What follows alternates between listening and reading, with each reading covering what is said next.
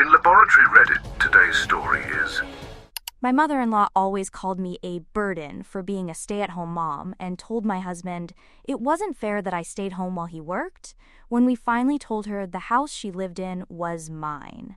She was left speechless and had to start paying rent. Being a mother and a stay-at-home wife was never something I, 34 years old, had to justify to my husband, 38 years old. Since we decided to have children, we agreed that I would stay home to raise them while he worked. It wasn't an impulsive decision. I previously had a stable job, but after crunching the numbers and considering daycare costs, we concluded it made more sense for me to be with the children. My husband never questioned it. On the contrary, he always expressed his gratitude for keeping our home and family running like clockwork. However, my mother-in-law had a completely different opinion. She had always been the type of woman who prided herself on her independence and career dedication, which in her mind translated to looking down on any woman who didn't work outside the home.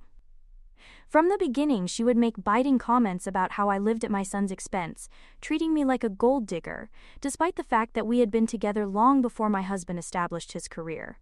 At first, I ignored her hints, but over time they became impossible to overlook. Every visit included some mention of my supposed lack of contribution.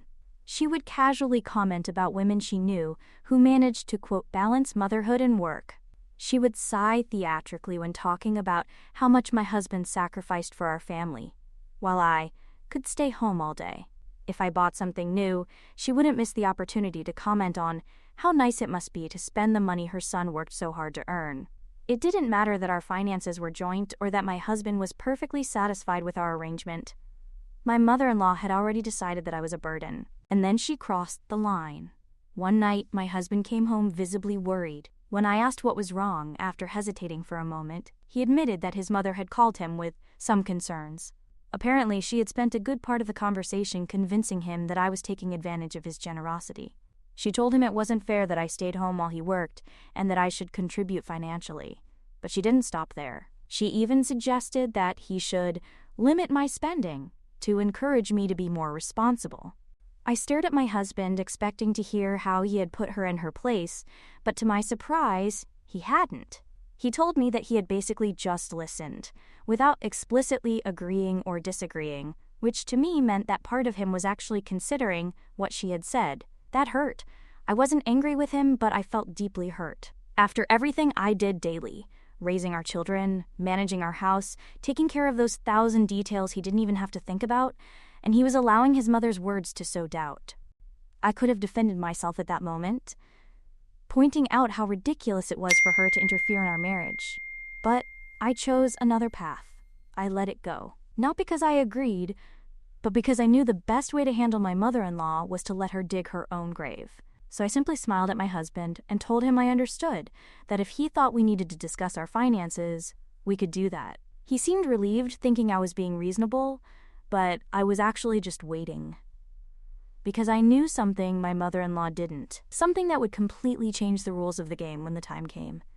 And I couldn't wait to see how it would all unfold. Update 1. After that conversation about his mother's concern, I noticed my husband was still mulling it over. He was quieter than usual, thoughtful in a way that revealed something was weighing on him.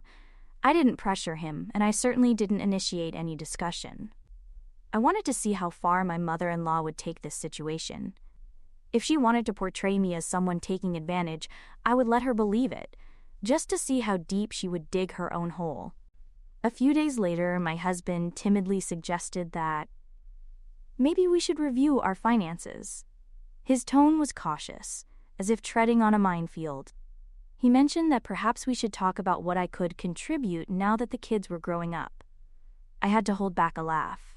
Our children were barely out of diapers, nowhere near the age where they could be left alone. Somehow, my mother-in-law had convinced my husband that I spent the entire day doing absolutely nothing while he killed himself working. Instead of getting defensive, I went along with it. I told him that if he thought it necessary, of course I would consider taking on some additional financial responsibilities. I even offered to take care of some bills if that would put his mind at ease. He seemed surprised by my easy acceptance, but instead of looking satisfied, he looked guilty. Probably because deep down he knew this wasn't his idea, but his mother's manipulation. Still, he pressed on. He assured me that it wasn't about punishing me or questioning my efforts, but about being fair. I just smiled and nodded while I waited patiently. Update 2. My mother-in-law must have felt absolutely triumphant thinking she had won. Suddenly she became bolder, making barely veiled comments about how she was glad that I was finally realizing I needed to contribute. She even started suggesting small jobs I could do from home. She had endless ideas. Online tutoring, freelance writing, baking to sell, even watching other kids since I was at home anyway. She made sure to express it in the most condescending way possible, as if she were doing me a favor by offering her valuable suggestions on how I could be more useful. I nodded and went along with it every time. I told her I would look for some remote work. I completely agreed that better budget management was an excellent idea. I understood perfectly how difficult it must be for my husband to be the sole breadwinner. She swallowed it all, convinced that she had finally put me in my place, but she had no idea what was coming. Update 3. A few weeks later, we visited my mother-in-law at her house. As expected, she found a way to bring up the topic of finances. This time, she was even bolder. She openly suggested that my husband should personally take charge of the family budget, just to make sure that I wasn't overspending. I felt my husband tense up beside me, and that was the first sign that my mother-in-law had gone too far. He let out a slow sigh, rubbing his temples as if he were exhausted. And then, before I could respond, he said something that instantly wiped the smug expression off my mother-in-law's face. He told her that if she was so concerned about fairness, perhaps it was time to have an honest conversation about finances, starting with her own housing situation. My mother-in-law blinked, bewildered. She laughed nervously, asking what he meant. He didn't beat around the bush. He reminded her that she had been living comfortably in that house for years, without ever paying a cent in rent. She was always quick to judge other people's financial situations, but she had never questioned why she wasn't expected to contribute to her own housing expenses. She still didn't understand. She dismissed it, saying it was different because she was living in her son's house, and that's when my husband delivered the final blow. He told her it wasn't his house. My mother-in-law's entire body froze. She stared at him, narrowing her eyes in disbelief. She let out a forced laugh, shaking her head, telling him to stop joking. He remained serious. He just repeated, this time more firmly, it wasn't his house. It had never been his house. My mother-in-law looked at me then, her expression darkening as if she was finally starting to understand. Her voice sounded higher, a bit desperate, as she asked who the house belonged to. My husband didn't hesitate. He told her the truth. The house was mine. For a moment, there was absolute silence.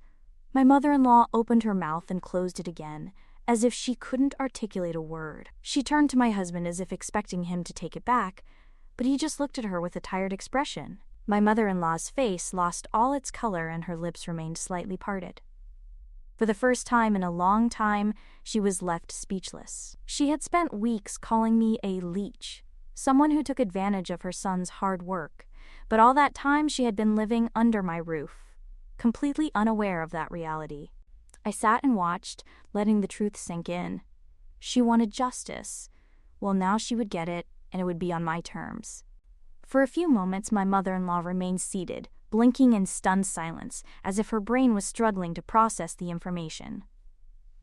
She alternated her gaze between my husband and me, waiting for one of us to say it was all a joke. But neither of us did. She let out a nervous laugh, shaking her head as if trying to dismiss the whole matter, and told my husband it couldn't be possible, that this was his house. She tried to recover by forcing a smile that didn't reach her eyes. She said that, of course, this was just a misunderstanding. We were married, naturally it should belong to him. My husband intervened before I could respond. His tone was neutral, but with an edge that my mother-in-law couldn't ignore. He told her that it really didn't matter what she assumed. The fact was that the house belonged to me. My mother-in-law's fingers clutched the arm of the sofa. She forced a little laugh, waving her hand dismissively.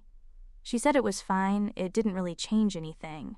It wasn't as if I was suddenly going to evict her. I leaned slightly forward, resting my elbows on my knees, and told her that I had coincidentally been reflecting a lot on fairness lately. Since she had been so concerned about everyone contributing financially, it seemed fair to me that she should also start doing so. Her smile faltered. She let out another forced laugh, telling me to stop joking. I didn't laugh. I told her I wasn't joking. Since she lived in my house, it was fair that she should start paying rent. My mother-in-law's face turned completely pale. Her lips remained parted, as if she were about to protest, but no words came out. She turned to my husband, expecting him to intercede, but he just sighed and shook his head, telling her it was the least she could do. She stammered, trying to grasp at anything that would make this conversation go away. She told us we were family. Surely we didn't expect her to actually pay rent to live in her own house.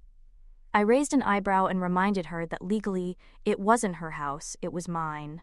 Her breathing became irregular as she stuttered that this was different. She said she wasn't a tenant, she was his mother. I nodded, feigning understanding. I told her I understood perfectly.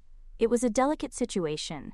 That's why I was willing to be flexible. Instead of treating her like a regular tenant, I would offer her a discounted rent, much less than she would pay if she tried to find another place in the current market. Her expression crumbled, her nostrils flared as she muttered that she couldn't believe this was happening. I shrugged and told her I was just following her advice. She had been very vocal about how we all needed to contribute more, so this was me taking her words seriously. She stared at me, with bulging eyes of disbelief, as if she couldn't comprehend how I had turned the whole situation around. She shook her head frantically. She said that maybe she had been a little harsh before, but she didn't have bad intentions. She was just looking out for her son. She admitted that perhaps she had misinterpreted things, and that now she could see that I wasn't really taking advantage. I smiled, thanking her for finally realizing that, and then asked her if she preferred to pay rent monthly or if automatic payments would be better for her. Her face contorted, and she stammered that she didn't think rent was necessary now that we had cleared things up. I tilted my head and reminded her that she had been very passionate about justice. Surely she wouldn't want to live somewhere without contributing, not when she had been so concerned about my financial contribution. She stood with her mouth open, not knowing what to say. She was trapped, and she knew it. She looked at my husband, silently pleading, but he didn't move a muscle. His voice was firm when he told her that I was right. If she wanted to talk about justice, then she should be fair too. Her body seemed to deflate, as if all the fight had been drained from her. She muttered something about needing time to think and quickly left the room. I could hear her wandering around the kitchen, probably desperately looking for some way to undo the damage. My husband commented that he had never seen his mother so flustered. I replied that it was fair and smiled. Then he asked me what I would do if she actually agreed to pay rent. I told him she would have to, and that it was timely that he had brought this up, because we needed to revisit our recent chat about finances. He looked quite uncomfortable when I mentioned it. He didn't really think I was going to let that go, did he? Update 4. I didn't expect her to apologize.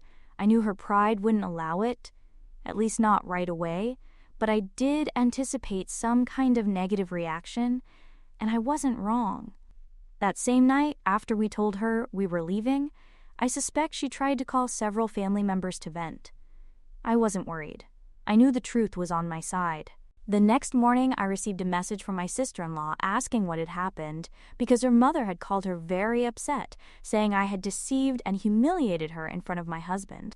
I almost laughed when I saw how twisted she had presented the story. I simply replied that my husband had told her the truth. Nothing more, nothing less.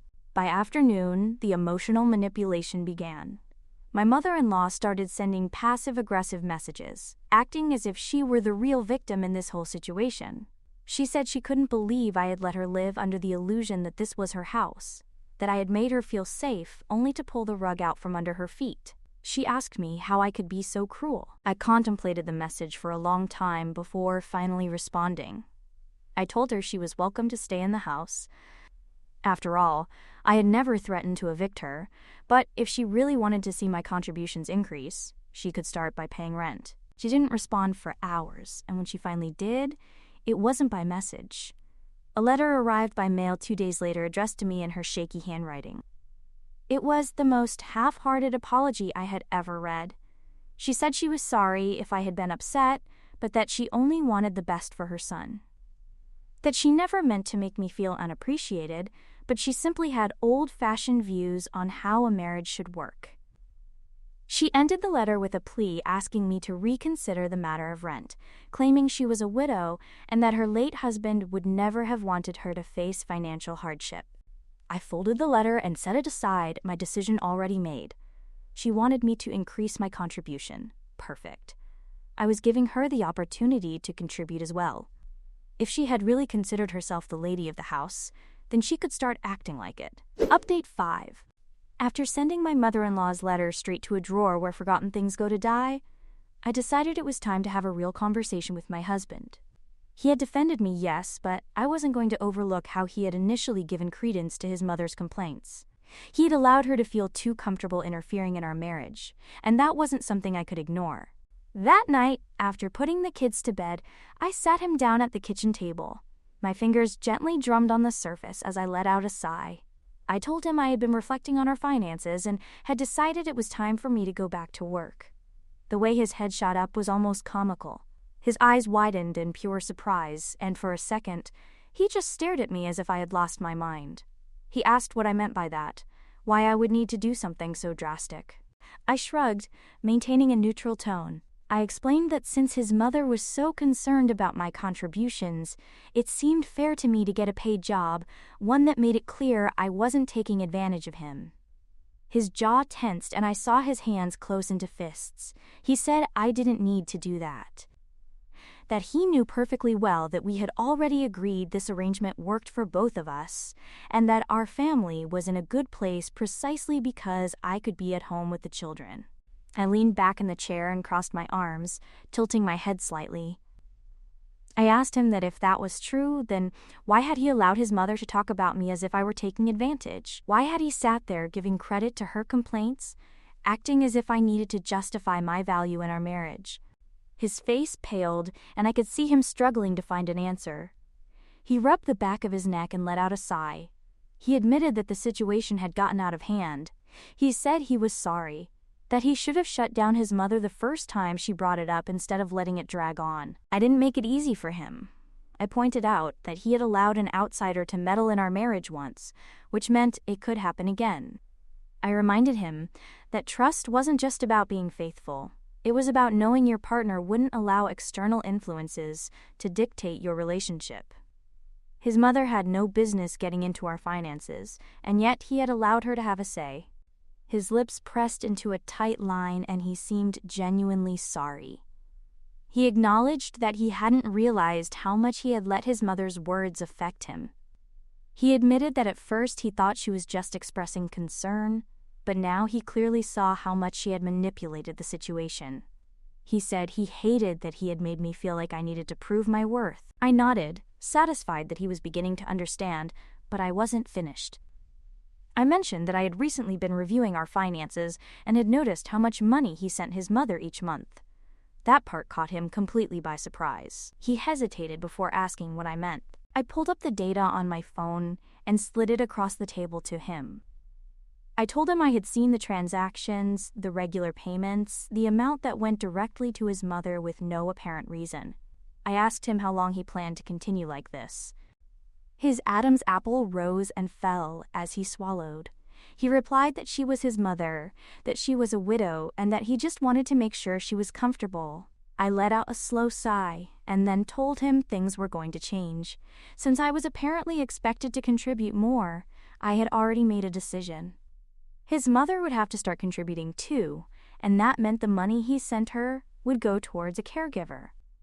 Because if I was going to work, we would need someone to help with the kids and the house.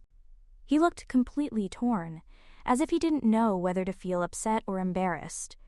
He said he had never seen it from that perspective, that he was so used to taking care of his mother that he hadn't considered how unfair it was to continue prioritizing her over our own home. I told him I understood the desire to care for family, but his mother was not his responsibility in the same way our children were. She had been living in that house for years, without paying rent, without lifting a finger, all while criticizing me for supposedly taking advantage of him.